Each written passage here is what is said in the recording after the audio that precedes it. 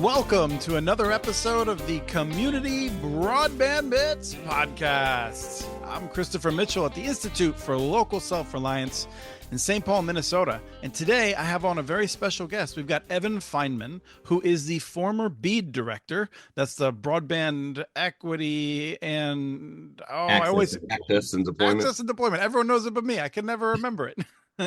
But you all know what that is. He's also a former executive director of the Tobacco Region Revitalization Commission, which we've talked about in the deeper past. Welcome to the show, Evan. Hey, thanks for having me. Really appreciate being here. I appreciate you coming on. We're doing this again with very light editing because I don't know if people have noticed the news is moving quickly. And so we didn't want to take time to run it through editing. We're gonna more or less go live. And to help me run it, I've got Sean Gonsalves, our Associate Director for Communications on the Community Broadband Networks program at the Institute for Local Self-Reliance.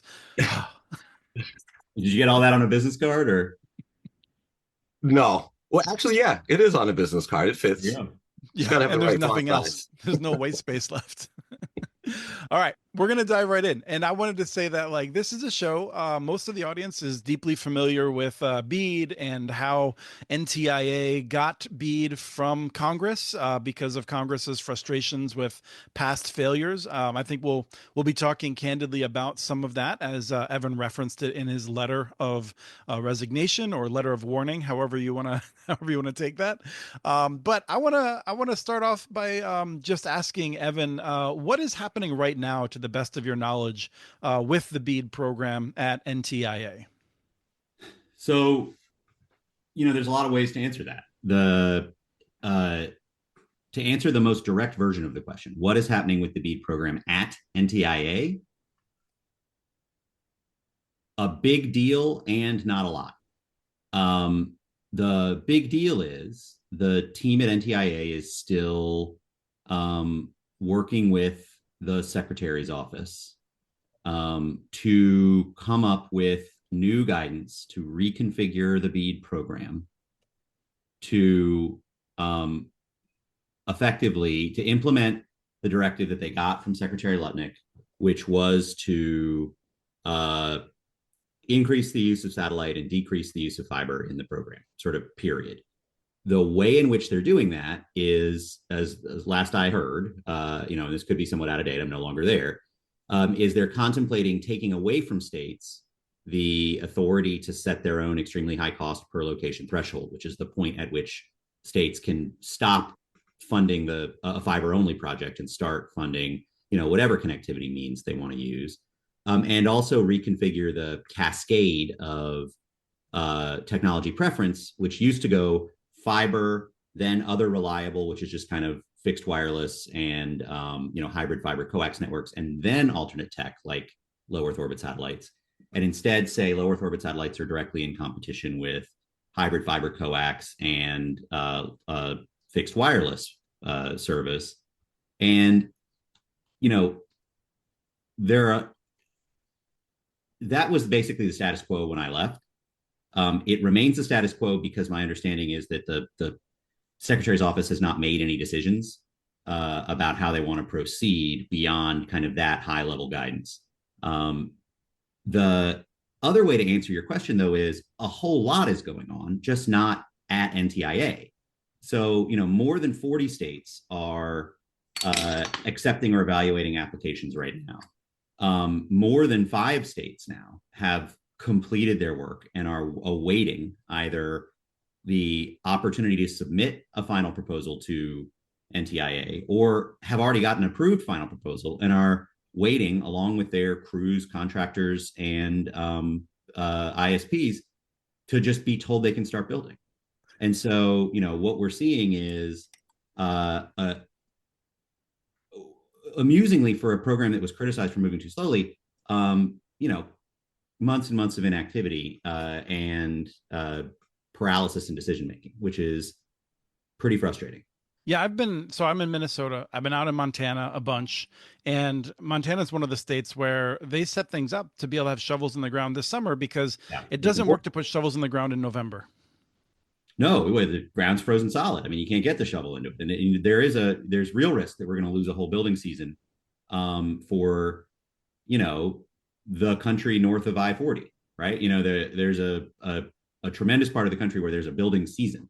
And particularly when we're constrained, as we are, by the limited capacity that the industry has to build at a given time, gosh, it makes a lot of sense to make sure that we can sort of fire the starting pistol in a way that allows the northern part of the country to get building, and then some of those crews to get deployed to the south once the building season ends up north. And so, I, along with the states, are pretty disappointed. One of the things that we know to be true is that they are not letting done be done. I think a lot of folks, particularly in this very clued in audience, would have seen, for example, Senator Shelley Moore Capito from West Virginia's statement, really, kind of coming out guns blazing and saying, let my state move forward. Well, that isn't what's happening. Secretary Lutnick met with the new governor of West Virginia, Governor Morrissey, and we don't know what happened in that meeting. But what we do know is that when he came back out, he had a 90-day extension, and West Virginia, which was done, which had an incredible universal fiber solution for every single West Virginia home and business, ahead of schedule and more than $150 million under budget. They're going back and they're reworking it, and they're going to take fiber away from West Virginia homes and businesses and substitute it with LEO somehow. I think that's a horrible outcome. It also it doesn't make a lot of sense. And so no, it's bad for everyone. It's it's just like, it just means that in the future, we're going to end up paying more to build out the fiber that could have already been started. Or we'll just abandon those places. I mean, that's the other thing that happens is when you have communities that are just left out of the opportunity to participate in economic prosperity, right? You look at the communities that didn't get rural electrification for long periods of time. You look at the communities that were left out of major transit and travel routes when we were planning where the major state route's going to be, where the interstate's going to go. Earlier than that, you look at the communities that weren't served by railroad, right? Like, what happened to those places? They did not join in the economic prosperity that the folks who did have access to that infrastructure engaged in. And even worse, when you start talking property values, it's a direct hit. I mean, these become the least saleable, least valuable pieces of property by comparison in the country, because folks are not going to buy property to live in full time or to do productive economic activity that can't get online. Yeah. When you were mentioning about looking like we're heading in this direction of essentially funneling what would have been BEAD money for fiber projects to low Earth, LEO. Yeah. And the mechanism being the high cost location threshold, it seems. I'm wondering because there are a number of states that are like all in on fiber. I know North Dakota is a state that, wants to, be 100% fiber. And so I'm wondering, should that shift, what that would mean in terms of percentage of what goes to fiber versus satellite? So it's hard to know exactly, because the number matters the most here. If they come back and say, the highest you can set your extremely high cost per location threshold is 25 grand, that's not going to have a huge impact. There are very few locations that are over that cost per location. Though it's worth noting, when we talk about very low impact, that's in the context of looking at the program from 100,000 feet. If it's 5%, that's some tens of thousands, or, you're going to watch me do math on the fly, which I should hesitate to do. But, we also shouldn't diminish saying, oh, it's not that big a deal. We're only going to be sticking tens of thousands of families with inadequate service, right? Like, that's not great. At the same time, if they set it at $2,500 a location, that's going to make the program primarily a LEO program. The majority of places can't be reached for that small an amount of money. And then, doing some back of the envelope analysis at the states that we have actuals in, and we'll sort of set Delaware aside. Nevada, remember, was 80% fiber, 10% fixed wireless, 10% LEO. If you force everything over 5K, first of all, you hold everything static, so you set par it. And that's not the reality we're dealing with. In reality, there's a dynamic pricing impact here. And the people who have the most flexibility to engage with that dynamic pricing are the LEOs, because they don't have the same fixed cost concerns that terrestrial providers do. What you would see is you'd switch from 80% fiber, 10% fixed wireless, 10% LEO to right about 30% fiber, 70% LEO, 0% Wow. in Nevada. Wow. Louisiana was 95% fiber, 2% LEO, 3% wireless. That goes to about 50-50, 50% fiber, 50% LEO. Again, that's 0%. what I've been saying. The fixed wireless guys, like on Friday, were telling me that I was wrong about this. Because like that's the thing, is that like when you change the model from a rational one, if one that we can argue about, to one that is basically let's give money to LEO, right? At the point at which you're effectively saying technologically we're going to assume that terrestrial wireless is as good as LEO, which I don't accept. But if we do make that, at that point, it's much cheaper to do LEO, especially if you ignore the waiting lists and all the other problems with LEO. Well, yeah, I mean, so there are a ton of problems that occur, right? First, so let me say first, or wherever we are now in the conversation at this point, that look, the LEO tech is a cool tech, and it's an important tool to have in the toolbox. There are some locations for which it's the best option, and there are some applications for which it's the only option, right? Like we're not going to trail a multi-mile long spool of fiber out the back of jumbo jets when we're flying around the country, right? Like that doesn't work.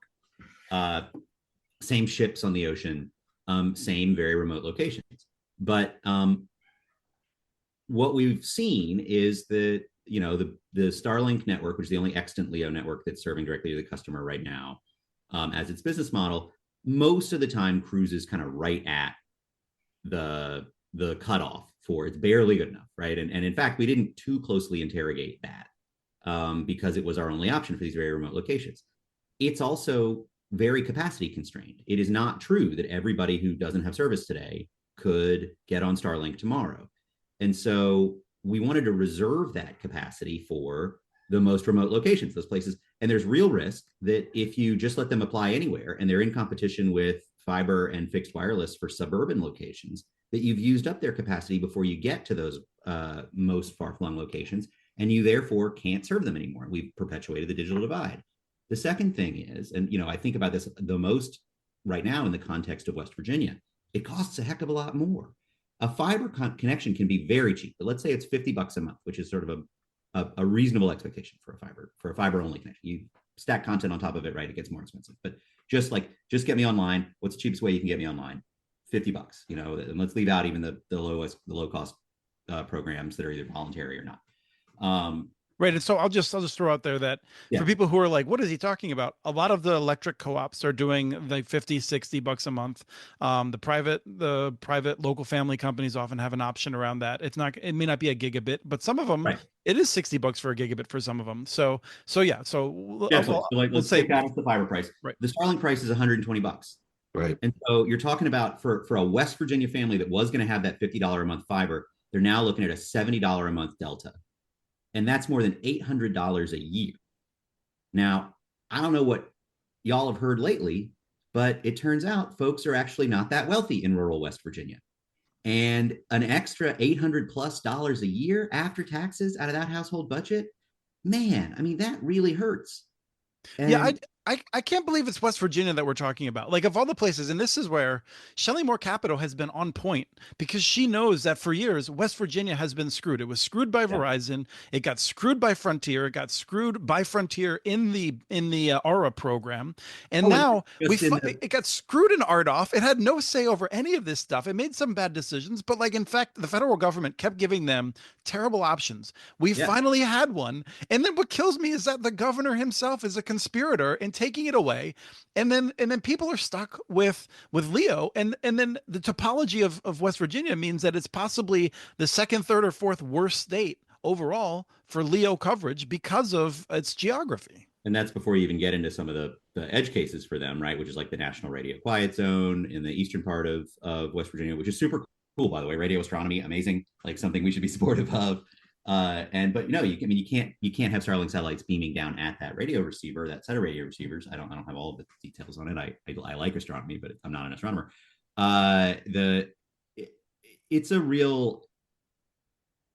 It's just a shame that we're messing up something that if you told me 3 years ago we were going to manage, a fiber, an end-to-end fiber connection for every single home and business in West Virginia. By the way, again, I'm going to emphasize this, more than $150 million under budget. What a triumph.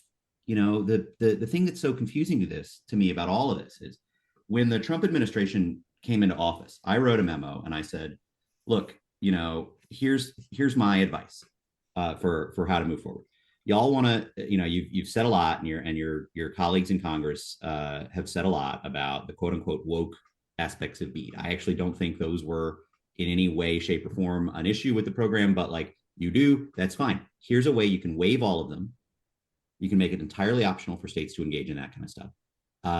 And you can keep you can claim that you fixed the program. You can keep the program moving forward. You can spend the next 3 years going to groundbreakings and fiber lightings and take credit for having solved this problem. And it'll be a huge political win for the administration, and it'll be a huge win for rural America. Instead, they've snatched victory from the jaws of defeat here. And they're doing this, what Lutnick refers to as a thorough review, which would have been great, right? It's not what's happened at all, right? Like the outcome was predetermined at the outset of the review. And there's nothing being reviewed. The only thing that's happening is the team at NTIA has put forward a set of options, and they're awaiting a guidance from the secretary on kind of where to set that so that they can then implement this in terms of the way to overhaul the program. And it's going to mean tremendous new costs because the private sector has spent, back of the envelope, at least $250 million preparing and submitting these applications. That's all going to get lit on fire. They're going to have to reapply. I can imagine some electric co-ops and smaller providers saying, we're not going to do this all over again if we have to. No, I mean, why would they? I mean, they engaged in good faith. Electric and telephone cooperatives are not capital-rich entities. Well, that and effectively nonprofits. I mean, part of the issue that you face in Nevada, you mentioned the numbers, right? Yeah. Is that we're not like saying, okay, the northern half of the state is all going to go LEO, and the southern half will still have the ability to do fiber, right? Instead, you're taking a significant number of passings out of each of these zones, likely, and that just kills the economics of it. And so you actually have like a more significant impact than one might think by just changing the rules. But let me ask you, your comments seem to think that this is a foregone conclusion at this point, that they are going to go down that path. I'd been holding out hope that they still, whether it was because they were enlightened themselves or because every governor, senator, and U.S. rep from rural areas would say, don't do this, and they would actually listen to them. I was thinking that it wasn't a definite now. You seem to be pretty concerned that it's really going to happen. It's not done until it's done, right? And so like the reason I'm look, I'm going to enjoy this conversation. I'm already enjoying this conversation. I would come on a podcast anytime. But the reason I'm being so outspoken is out of the hope that the administration does the right thing here. And there's still a tremendous opportunity for them to do it. And like, if you're listening, y'all, you can blunt the impact of the midterm elections. You can significantly shore up support for congressional Republicans in endangered seats. And you can dramatically increase the president's standing, as well as the rest of the administration standing in rural America, by just getting out of the way and letting the BEAD program happen. Construction will be underway. Folks will start getting service. But we're burning time. And I understand that people say, oh, you had 4 years and you didn't get it done. It's like, yes, we can talk about why that is. There was a process that had to get there. But the idea that it took you too long to get to the finish line, therefore we are going to prevent you from crossing the finish line that you're at now, is not a logical conclusion. There are construction crews waiting. They could be building today if they were told they can go. So let them go. Let's get building. Right. It's almost as if we are on track, and I say we with air quotes, to give rural America worse internet to make the richest man in the world richer. Somebody must have written that down somewhere. We can even leave that out. Like I am deeply concerned about the corruption of this administration. I'm frankly concerned about the corruption of every administration, but like we're living in the present currently. I want to say, like, even if we just leave Elon out of it, I think the argument that you've made, Evan, is really good. I'm tempted to. I want to come back to low Earth orbit satellites, and I feel like what people are ignoring about another weakness of them if we have time at the end. But I do want to spend a little bit of time on this because on my show Connect This, where we talk about this, there's a number of people who are frequently like, well, the Biden administration should have gotten it done. We know that when administrations change, priorities change, whether you're a city council or whether you're the federal government, it's on you for not having got the checks out the door 6 months earlier. And so I'm curious how you respond to that. Well, yeah, I mean, let's talk about a couple of things here. First, rural electrification, which is a similar endeavor, right? You know, get a copper or then aluminum wire to every home and business in the United States, was passed into law in 1939. I'm relatively certain none of the activities that are described by today's Republicans as woke were being undertaken by the federal government in the 1930s and 40s. You know, really, right? No review, no the opposite, right? No permitting, no review. They just put the poles up and moved. Right. Oh yeah, they were plowing under corn and throwing a couple of bucks on a farmer's porch and being like, "You're welcome," right, and moving on. By 1949, 10 years later, they hadn't connected half of the locations they were trying to connect. They didn't finish it up until the 70s. So, first let's just say this is a big complicated thing. We're used to being able to tap our phones and order something from Amazon and have it on our porch in a few hours, but you can't do that with a national piece of infrastructure that's going to serve millions and millions of people. That's sort of point one. Let's just talk about the actual playing field. Point two is the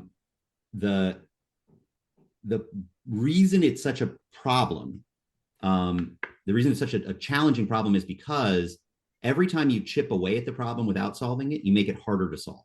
And the best way, and I'm sorry that there's no like super pithy quick response, but it just so that everybody understands it. And I think this audience knows this already, but if you've got 100 locations in a county, 50 in a town, and then 50 scattered around, and you say it's going to be $100 to connect everybody in the county. Well, if you're trying to go fast, right, you say, well, who can make me the best offer? An ISP will absolutely come to you and say, we'll connect everybody in that town for $30. And you go, well, that's great. To connect to everybody, it's $1 a home. We can connect 50 homes for $30. Except what happens is after you fund that project, it's still $70 to connect the remaining 50, except you've screwed up the economics of it, right? Because now your per home cost is much higher. You, by the way, have now funded one ISP to come into the middle of the county. So they're probably the only ones who you can work with. So they know it too. So you're over a barrel. And so you got to do two things to really solve the problem. First is you can't be the federal government. It just doesn't work. The nation's too big and too complicated. You got to get out closer. You got to be in dialogue with communities. You got to be working through states. And that was one of the things the BEAD program was set up to do. But a majority of states didn't have broadband offices. So we had to upskill the state broadband offices. We had to get them going, to get them ready to roll. Not everybody's Minnesota.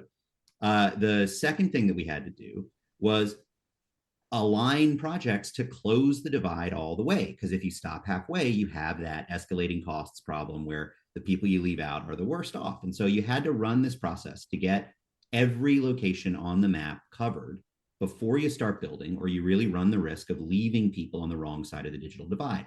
That took a while.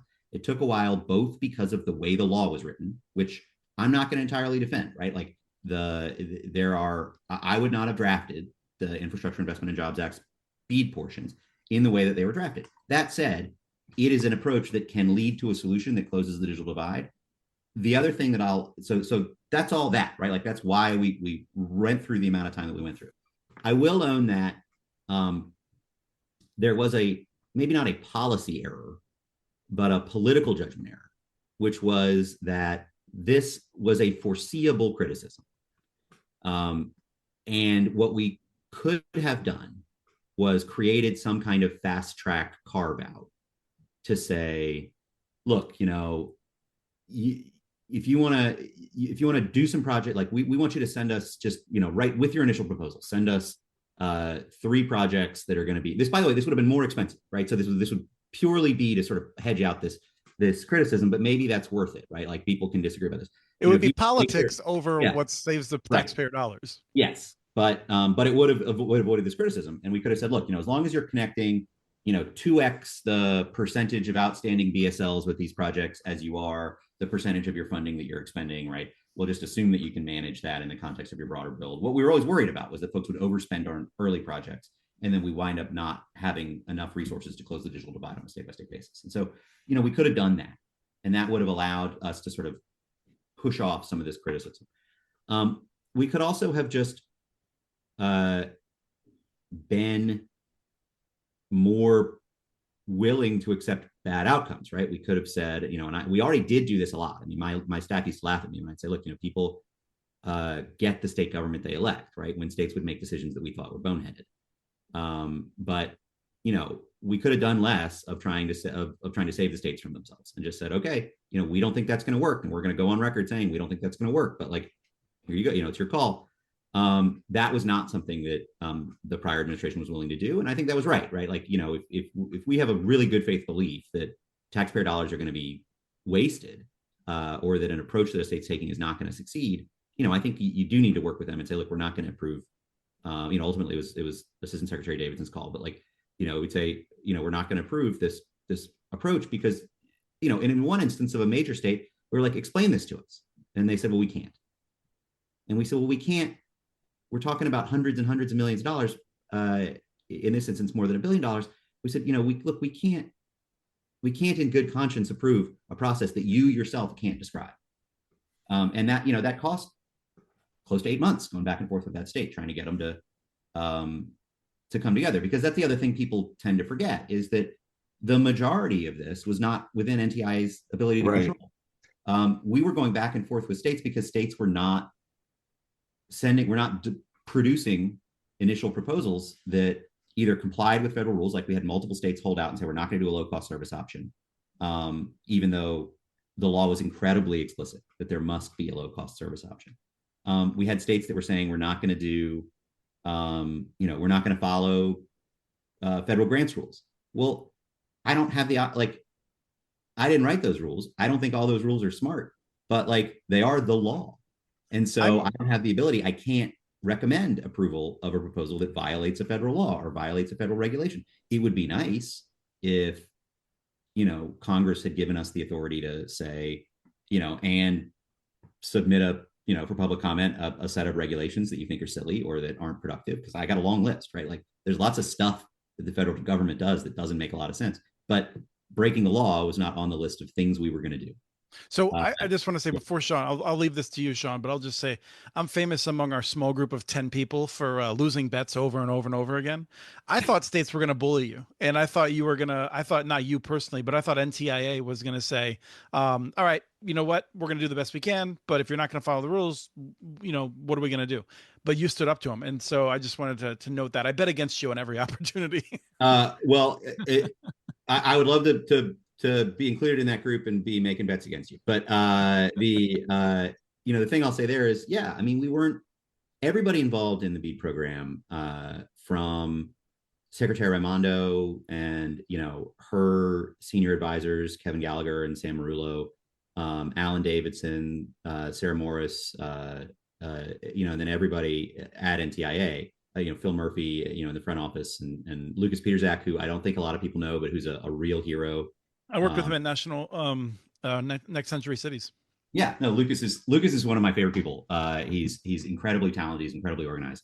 And then we can just keep naming people, right? Like Russ Hanser, Nick Alexander, Amanda Martin, just brilliant, amazing people. Courtney Dozier, Kyle Rosner, Crystal Ivy. Like everybody there really, really, really cared about the mission. And that meant that we wanted to get the job done for everybody. And, that's one of the other things that I think is so wild about the other dialogue that's going on right now about the federal government and federal employees. I didn't see, I believe they exist, right? The federal government is vast, but I didn't see the lazy, unproductive federal bureaucrat when I was at NTIA. What I saw was people really consistently working nights and weekends. 60-hour weeks were easy weeks. And I had to have a lot of conversations, honestly, with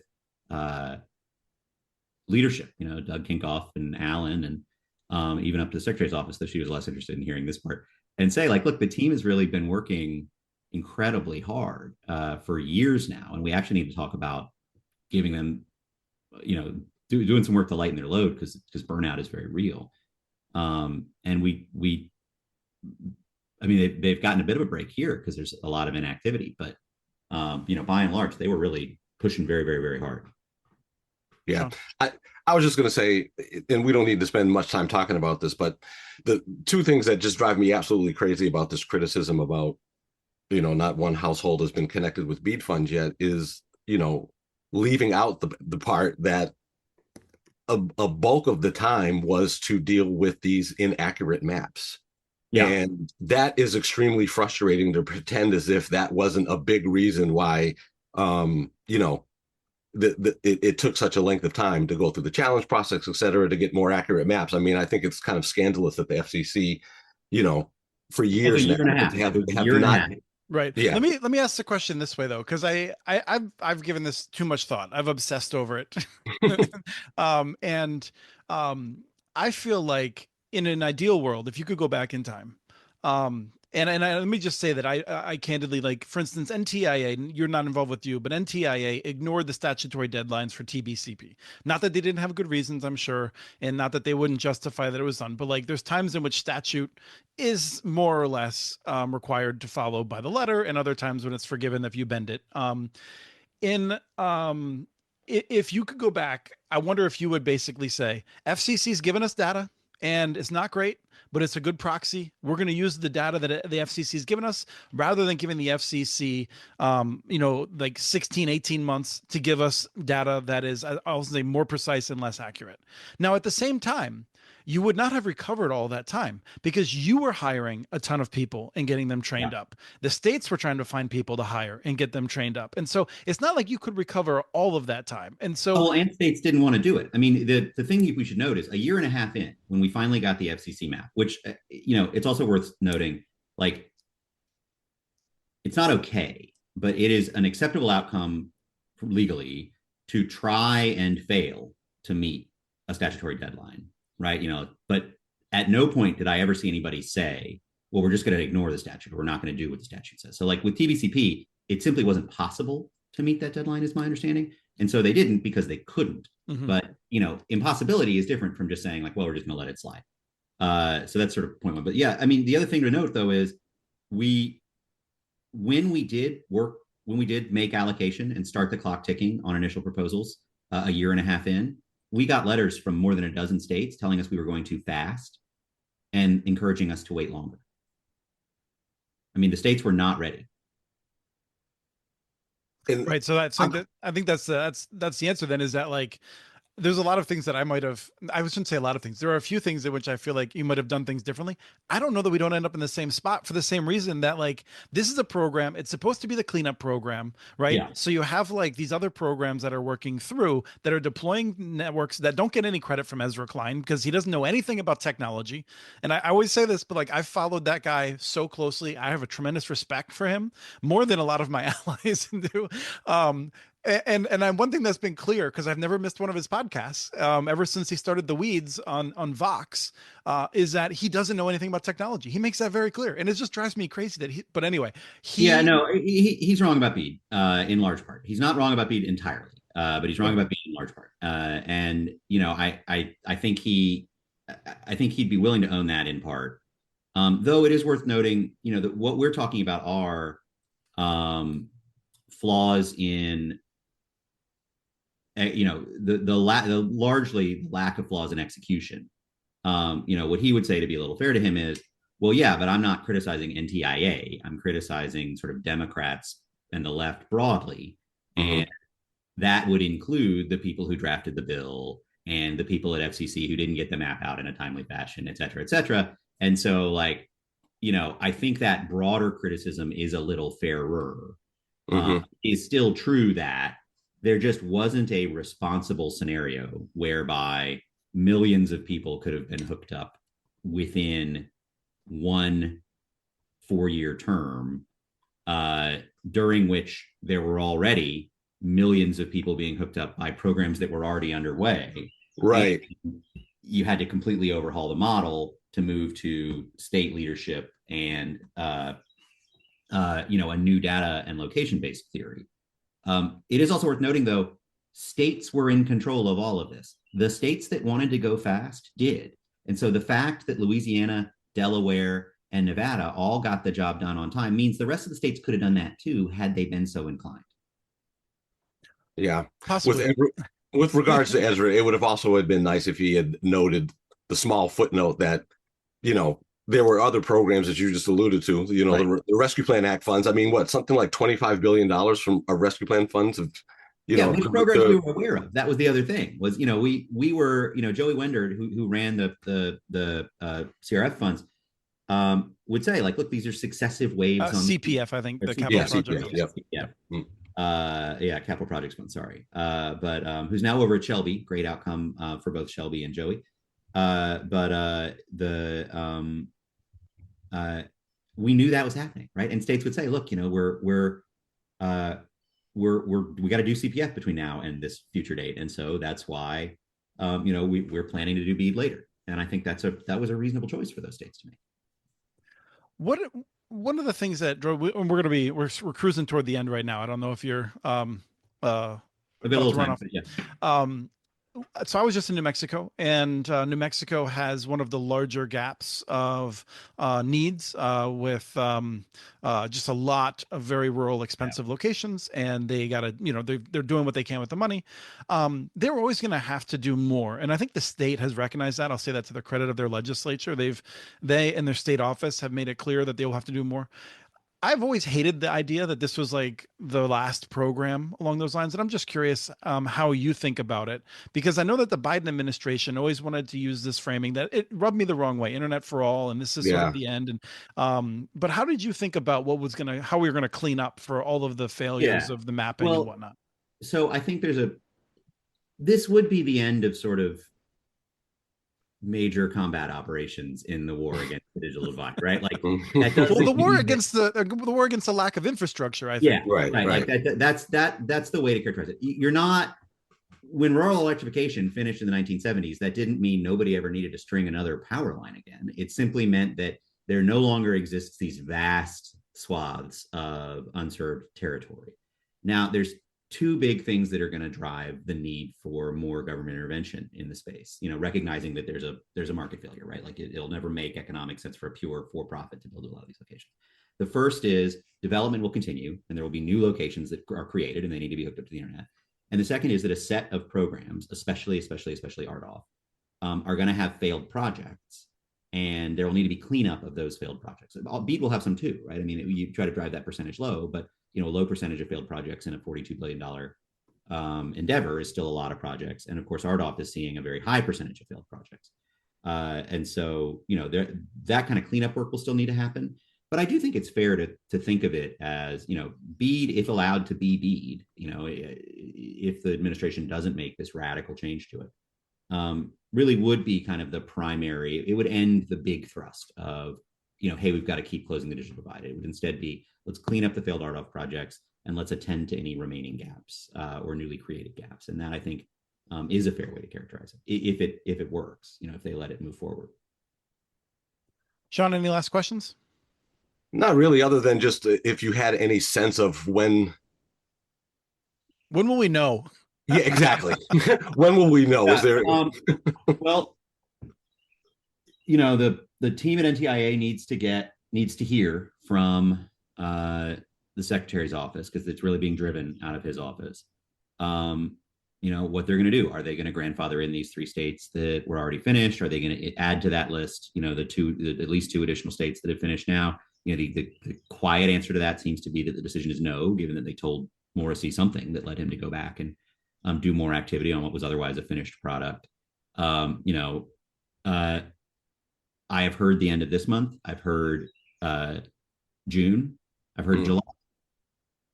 So I simply don't know. And I don't think they know. I mean, I don't think there's a plan, right? And I recognize that the last few weeks have been pretty darn busy weeks for Secretary Lutnick, right? I mean, there are people better postured than the 3 of us to talk about the tariff adventure.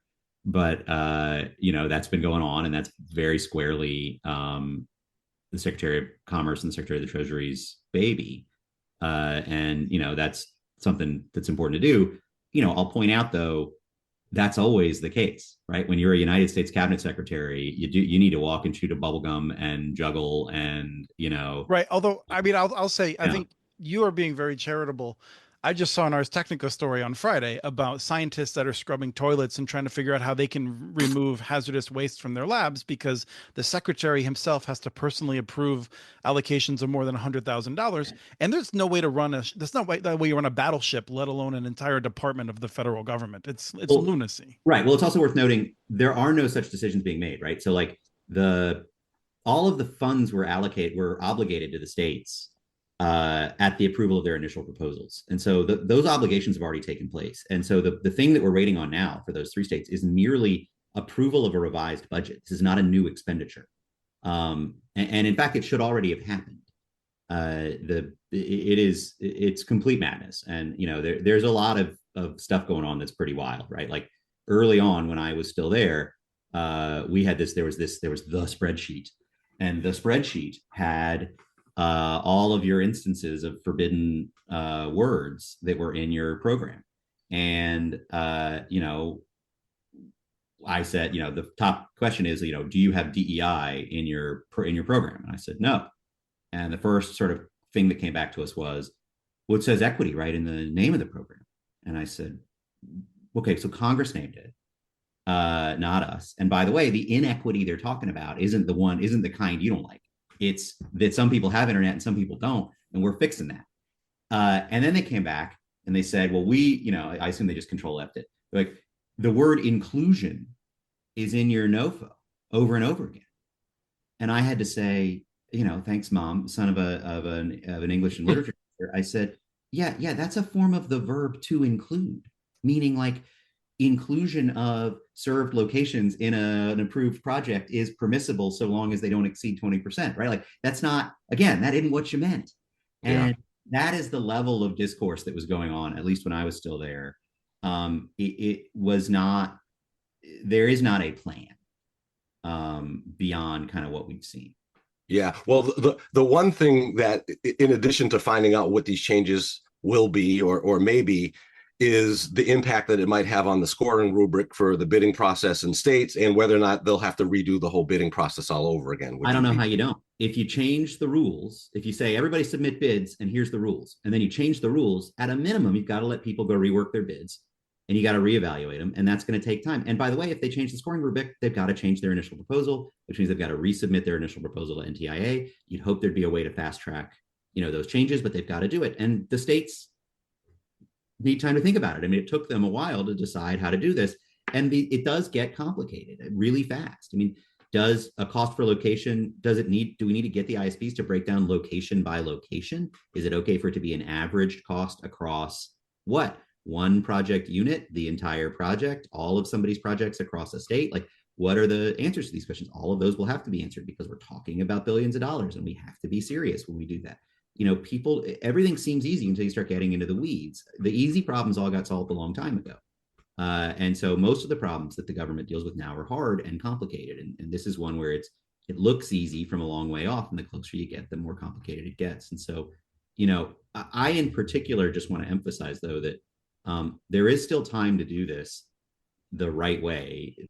They could say, never mind, let's go. Let's do the woke stuff, which, by the way, is what congressional Republicans have been pushing for the whole time. I mean, you talk about, Representative Guthrie, the chair of the House Energy and Commerce Committee. He has really, his district is rural, I think, Kentucky. He's really been a leader on these issues. And this is not what he wanted. This is not what congressional Republicans wanted. They wanted to get rid of the woke stuff and then get shovels in the ground and get building. And, I think that would be fine. Let's do that. But what's going on right now is just it's a real shame, and I'm still hopeful, though not optimistic, that the administration will come to the right conclusion. Well, Evan, I really appreciate your time coming on here and having this conversation. I do want to take the opportunity to invite you back. I'd love to talk more about some of the things, just history wise, like how does one staff up for this? I'd like to talk about. I mean, close to Sean in my heart is how you looked at the congressional demand that you states not discriminate against cities building infrastructure and things like that. There's a lot of things I'd love to cover with you in a future show. I would love to talk that through with you. You know, my schedule is a lot more flexible these days. I'm doing a little bit of consulting. If somebody needs a little help with their engagement with BEAD or anything else, you know, I'm out here. Let me know if you need me. But you know, that still does leave me a lot of flexibility. So really happy to join you all anytime. Great. Terrific. Thank you. Thank you. We have transcripts for this and other podcasts available at muninetworks.org/broadbandbits. Email us at podcast@muninetworks.org with your ideas for the show. Follow Chris on Twitter. His handle's @CommunityNets. Follow muninetworks.org stories on Twitter. The handle's @muninetworks. Subscribe to this and other podcasts from ILSR, including Building Local Power, Local Energy Rules, and the Composting for Community podcast. You can access them anywhere you get your podcasts. You can catch the latest important research from all of our initiatives if you subscribe to our monthly newsletter at ilsr.org. While you're there, please take a moment to donate. Your support in any amount keeps us going. Thank you to Arnie Hughesby for the song Warm Duck Shuffle, licensed through Creative Commons. This was the Community Broadband Bits podcast. Thanks for listening.